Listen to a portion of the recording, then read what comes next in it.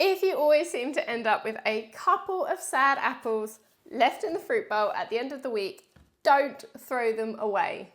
Freeze them instead. Now, apples are actually one of the easiest fruits to freeze, and as someone who's been freezing apples for years, I can tell you they don't need any prep to stop them from going brown or mushy in the freezer. But there is one mistake I don't want you making when you're freezing your apples.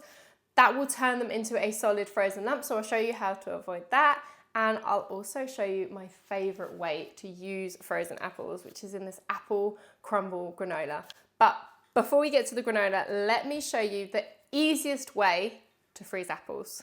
Now, first things first, as long as your apples aren't moldy, soft or shriveled, then they're good to freeze. Now, if they've just got some isolated bruises on them, you can cut those off and use or freeze your apples as normal. So start off by washing the outside of your apples. Now you only need cold running water and give them a dry and slice them. Now I dice my apples purely because I find this way much more versatile when it comes to using them up, especially if I want to add them into things like smoothies or apple crumble and the apple crumble granola I'll show you in a minute. But once you've sliced your apples, pop the chunks onto a lined baking tray and let the apple chunks freeze on the tray for around 2 hours. Now this stops the chunks freezing into a big brick.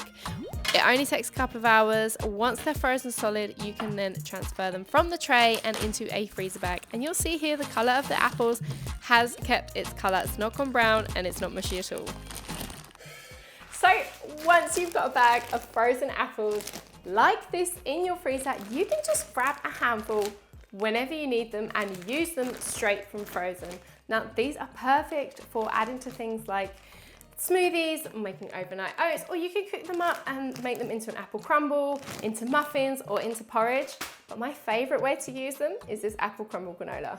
So start off by adding your diced apple to a frying pan, leave it for a minute or two, you can see it starting to steam up here, and then add around 50 ml of water. Again, leave it for another minute or two, just let them stew, and then add in a tablespoon of sugar. Any sugar is fine, I like to use demerara.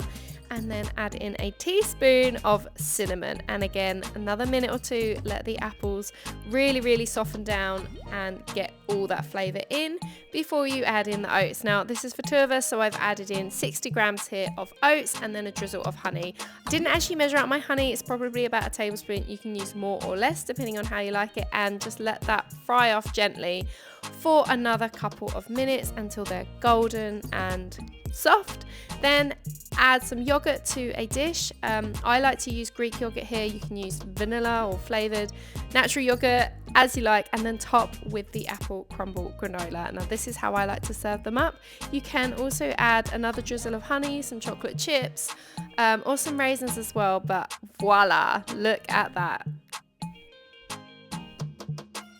Honestly, once you start freezing apples like this, you'll never look at the slightly sad apples in the fruit bowl in the same way again. Now, I'd love to know, what's your favorite way to use up apples? Because I'm always looking for ideas. Anyway, I hope you liked today's video.